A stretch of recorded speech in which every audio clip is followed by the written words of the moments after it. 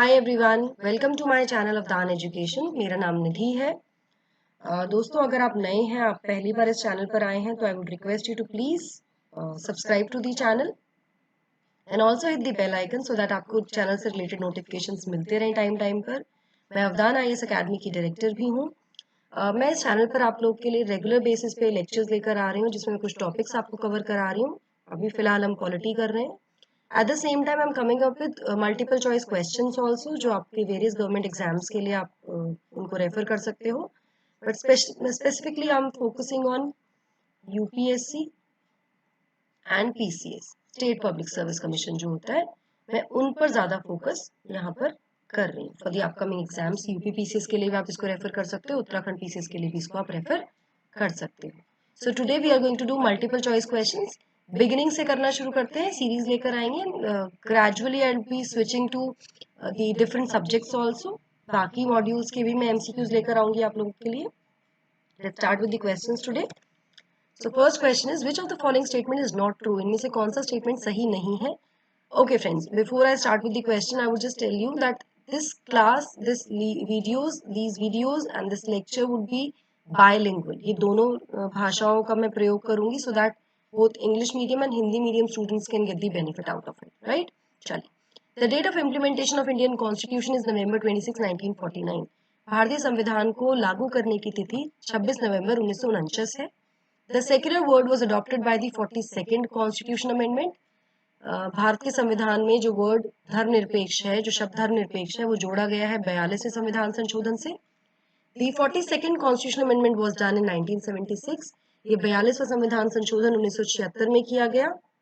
Social, economic and political justice have been taken from the Russian Revolution in the Indian Constitution.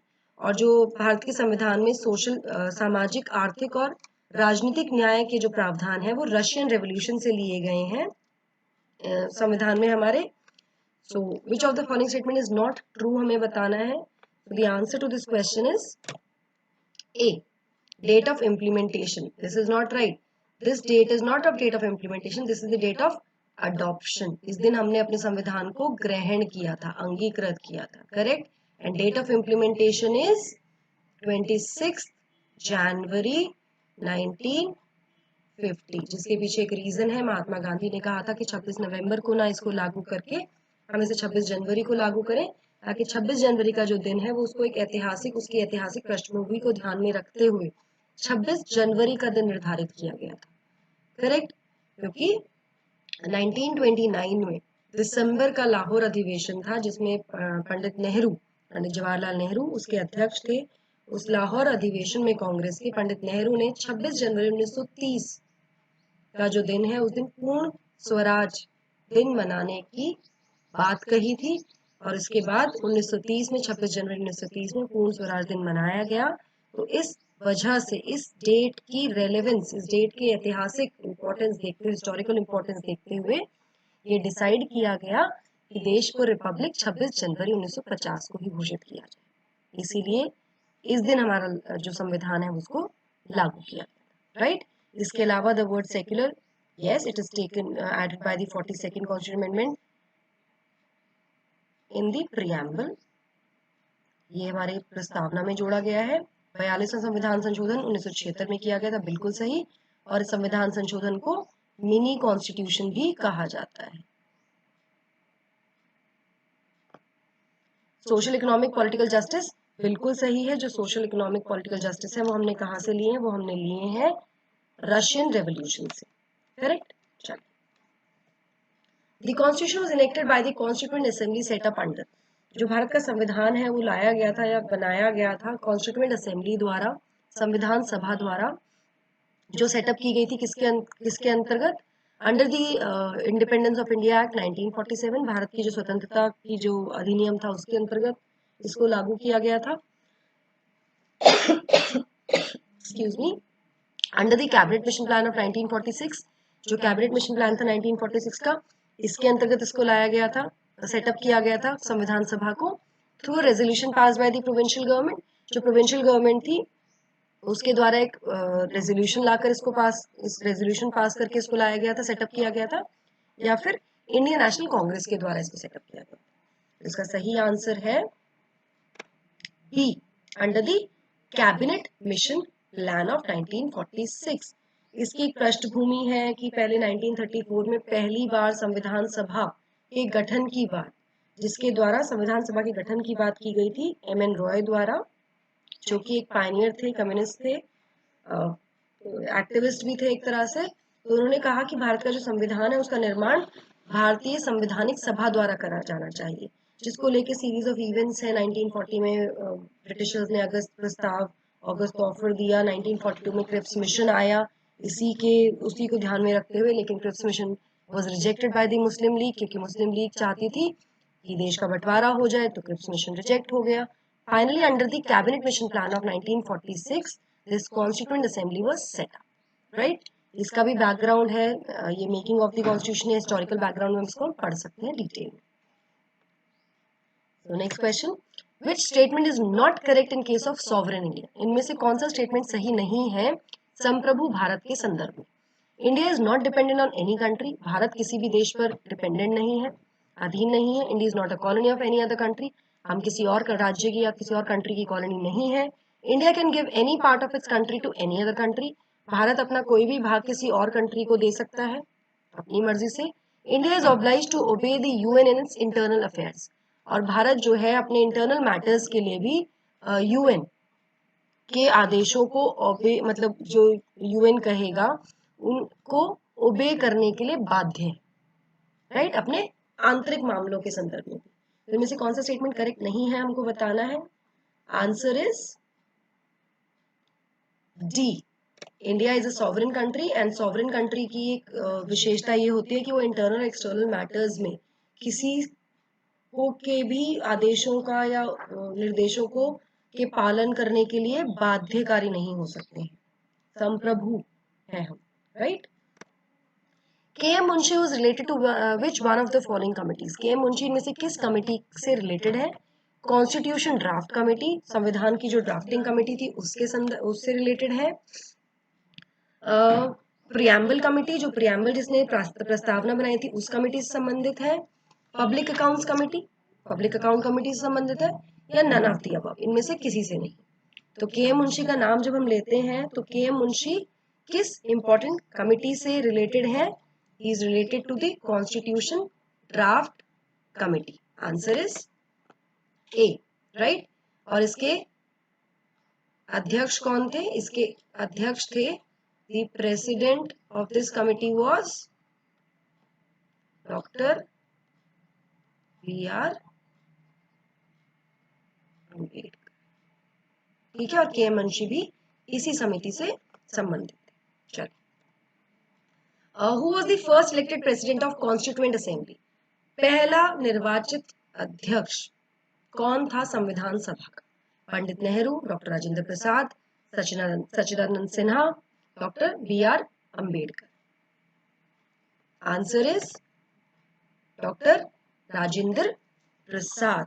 अब यहाँ पे एक confusion हो जाता है कई बार, हमें ये ध्यान रखना है कि जब कॉन्स्टिट्यूएंट असेंबली का गठन किया गया तो इसकी पहली मीटिंग हुई 9 दिसंबर 1946 को, इसकी पहली बैठक हुई। अब पहली बैठक में कोई भी अध्यक्ष नहीं चुना गया था, क्योंकि निर्वाचन नहीं हुआ था, इलेक्शन नहीं हुआ था। तो इसको उस समय इस चीज को ध्यान में रखते हुए जो सीनियर मोस्ट मेंबर थे, डॉक्टर सच्चिदानंद सिन्हा, ये सीनियर मोस्ट मेंबर थे कमेटी के, तो इनको टेम्परेरी अध्यक्ष बनाया गया समिति का, ताकि समिति की कार्यवाही की जा सके। और इसके बाद निर्वाचन हुआ अध्यक्ष पद के लिए, और 11 दिसंबर 1946 को doctor Rajendra Prasad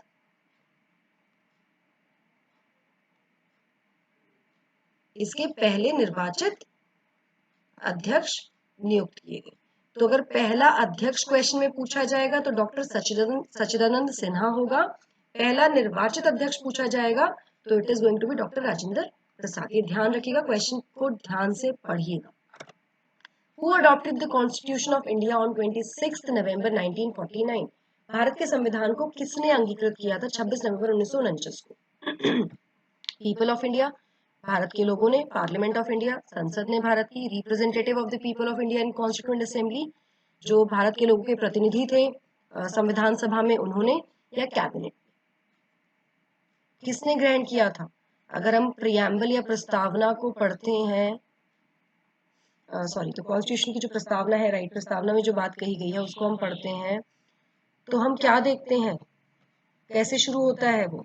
we the people of India, है ना, हम भारत के लोग, एतद द्वारा एंड सो फोर्थ, एतद द्वारा इसको अंगीकृत करते हैं इस डेट से। तो क्या हुआ फिर? किसके द्वारा अंगीकृत किया गया है? The answer is A, the people of India, right. चलिए, which of the following amendment acts amended the preamble? इनमें से कौन से संशोधन अधिनियम द्वारा प्रस्तावना को संशोधित किया गया है? 44वां संविधान संशोधन, 42वां संविधान संशोधन, 56वां संविधान संशोधन। It has never been amended, इसे कभी भी अमेंड नहीं किया गया। तो 44th, 42nd, 56th या कभी भी अमेंड नहीं हुई है। तो answer is B, 42nd constitution amendment act of 1976 and प्रस्तावना preamble is amended only once. पहली एक ही बार अमेंडमेंट किया गया है जिससे 3 नए शब्द, विच आर सोशलिस्ट, समाजवादी, secular and integrity, were added to the Constitution of India and the preamble. It has been amended only once, right? Please do tell me your score, friends. मतलब आपको score मुझे बताना पड़ेगा, तभी इसका कोई फायदा लगेगा मुझे कि इसको मैं एमसीक्यू को कंटिन्यू करूं या ना करूं। Okay, which of the following are the features of regulating act of 1773? अब जो रेगुलेटिंग एक्ट ऑफ 1773 है उसके में से कौन से, इनमें से कौन से उसके फीचर्स हैं? It provided for the establishment of Supreme Court at Calcutta in 1774. इसने सुप्रीम कोर्ट की स्थापना की बात की है, कलकत्ता में स्थापित किया गया सुप्रीम कोर्ट इसके अंतर्गत। It created executive council of governor general of Bengal, इन्होंने एग्जीक्यूटिव काउंसिल का गठन किया गवर्नर जनरल ऑफ बंगाल के लिए। It made the governors of Bombay and Madras presidency subordinate to the governor general of Bengal, इसने बम्बई और मद्रास प्रेसिडेंसीज के जो गवर्नर थे उनको सबॉर्डिनेट कर दिया, अधीन कर दिया गवर्नर जनरल ऑफ बंगाल के।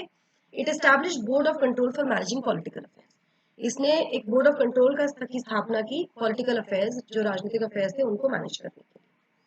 तो ओनली 2, 3, 4, 1, 3, 4, 1, 2, 3, ऑल दी अबव, इनमें से कौन सा सही आंसर है बताना है हमें।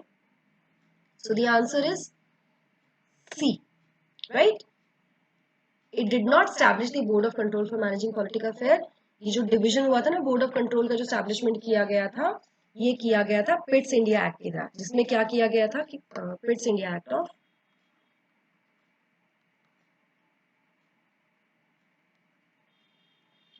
1784, करेक्ट। इस एक्ट में क्या किया गया था कि कमर्शियल और पॉलिटिकल अफेयर्स को अलग अलग कर दिया गया था। जो राजनीतिक और जो आर्थिक गतिविधि थी कंपनी की, उनको अलग अलग कर दिया गया था। तो कोर्ट ऑफ डायरेक्टर्स और एक बोर्ड ऑफ कंट्रोल, राइट। तो court of directors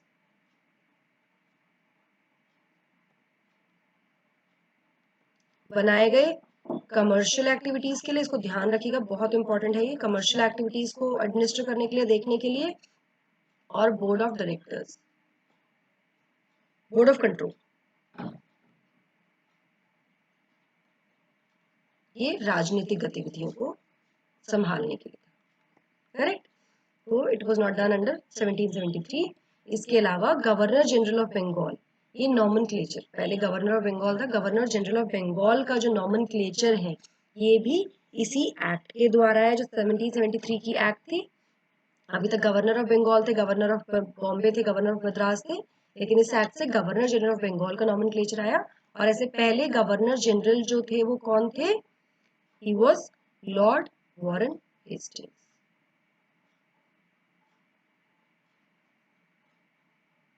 became the first Governor General of Bengal under this Act 1773. ठीक है, चलिए। What is the meaning of social equality in Indian Constitution?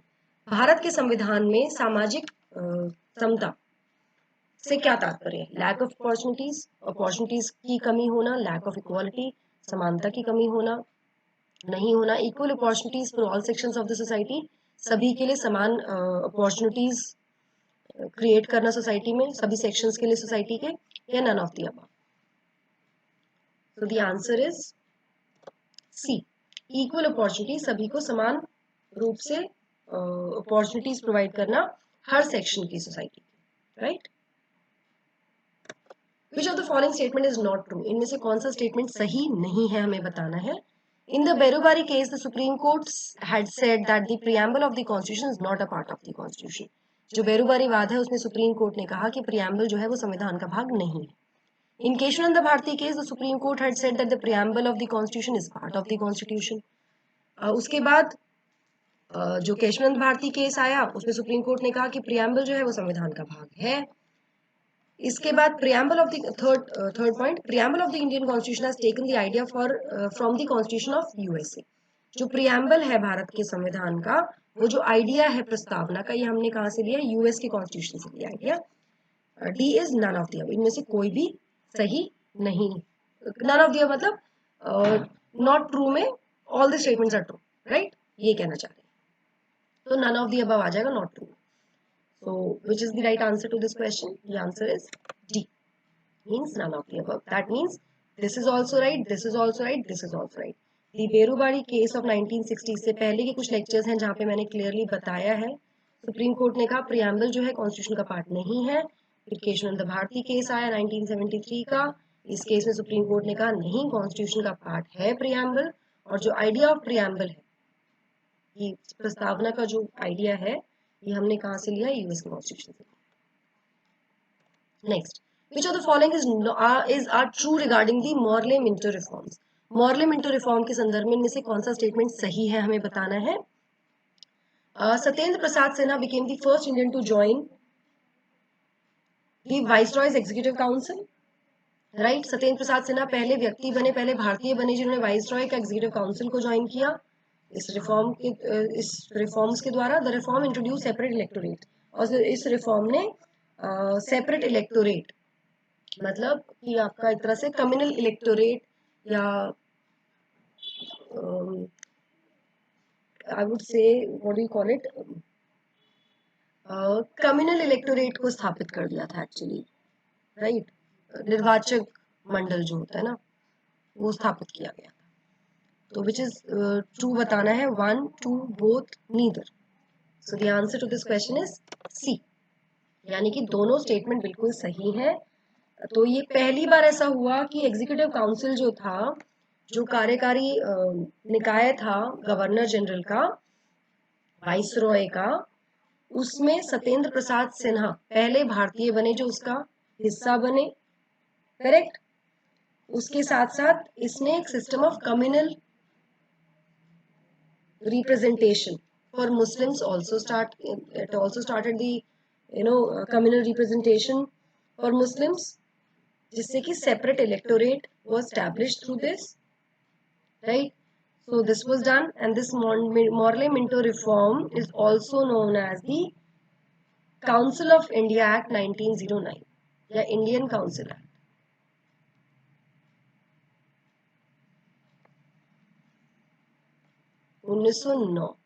इसको भी, इसी को ही मॉर्ले-मिंटो रिफॉर्म कहा जाता है, जिसमें कि लॉर्ड मॉर्ले जो थे, he was the secretary of the state for India at that time, and Lord Minto was the viceroy of India, right? These are two people.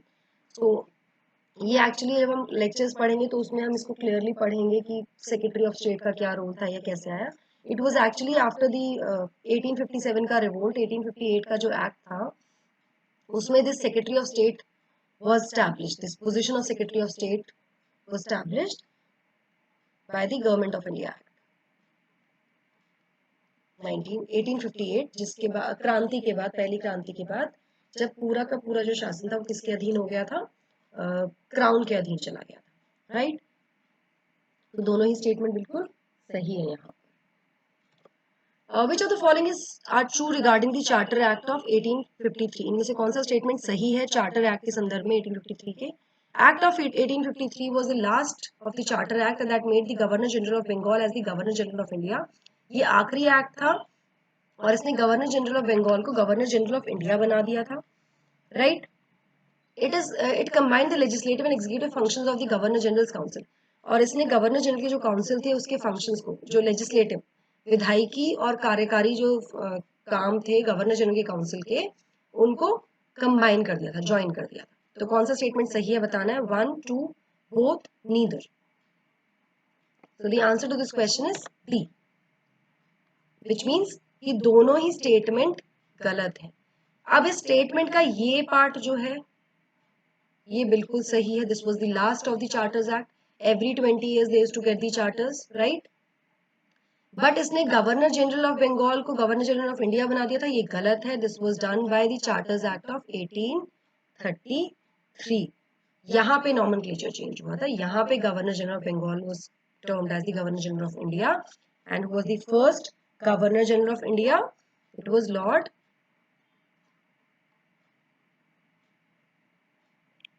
Bentinck, first governor general of. Correct, पहला statement सही है लेकिन second statement गलत है friends यहाँ पर। उसके अलावा it did not combine, it separated, एक वर्ड से चेंज हो गया सर, इसने अलग अलग कर दिए थे। इस एक्ट के द्वारा सेपरेशन किया गया था for the first time legislative और एग्जीक्यूटिव फंक्शंस को गवर्नर जनरल। ठीक है, ध्यान रखिएगा, तो दोनों ही स्टेटमेंट गलत है। Who among the following had moved the crucial objective resolution from which we got our preamble? इनमें से किसने जो सबसे महत्वपूर्ण एक उद्देश्य प्रस्ताव था जिसको लाया गया था, लाए थे, जिससे बाद में हमारा प्रियम्बल प्रस्तावना बनी? Doctor Bhimrao Ambedkar, doctor Rajendra Prasad, Jawaharlal Nehru, Motilal Nehru. The answer is very important question. C, Pandit Nehru. Pandit Nehru ने क्या किया था, कॉन्स्टिट्यूंट असेंबली के बाद 9 तारीख को इसकी पहली बैठक हुई, 11 तारीख को डॉक्टर राजेंद्र प्रसाद इसके पहले अध्यक्ष चुने गए, निर्वाचित अध्यक्ष चुने गए, और 13 दिसंबर 1946 को पंडित नेहरू उद्देश्य प्रस्ताव लेकर आए, ऑब्जेक्टिव रेजोल्यूशन लेकर आए, जिसमें ये बताया गया कि हम कैसा चाहते हैं। उसमें एक तरह से वो सारे फंडामेंटल से जो चीजें हमें चाहिए थी ना, और फिलॉसफी थी हमारे संवैधानिक ढांचे की, राइट, इसी से फाइनली फिर हमारा प्रियम्बल निकला है, और इसको अडॉप्ट कर लिया था, इसको पारित कर लिया था सर्व सहमति से 22 जनवरी 1947 को constituent assembly. Correct. Which of the following determines that the Indian Constitution is federal? इनमें से कौन सा चीज बताती है कि भारत का संविधान एक तरह से संघीय है? रिटन एंड रिजिड कॉन्स्टिट्यूशन, लिखित और सख्त कठोर संविधान, इंडिपेंडेंट जुडिशरी, स्वतंत्र न्यायिक व्यवस्था, न्यायपालिका, wasting of residuary powers with the centre, जो रेसिड्यूरी पावर्स है वो किसके पास है, सेंटर के पास है, केंद्र के पास है, distribution of powers between centre and state, और पावर्स का डिस्ट्रीब्यूशन है केंद्र और राज्य। So the answer to this question is D, distribution of powers between the center and the state. It's not division here, तभी हम quasi federal। अगर यहाँ पे division of powers होता एक तरह से, है ना, बिल्कुल सही, एक कंप्लीट बंटवारा नहीं है, डिस्ट्रीब्यूट की गई है पावर सेंटर और स्टेट के बीच में, और ये जो ऊपर के 3 स्टेटमेंट्स हैं ये यूनिटरी फीचर दिखाते हैं। तो ये एक्चुअली क्वाजी फेडरल स्ट्रक्चर, और ये फेडरल फीचर।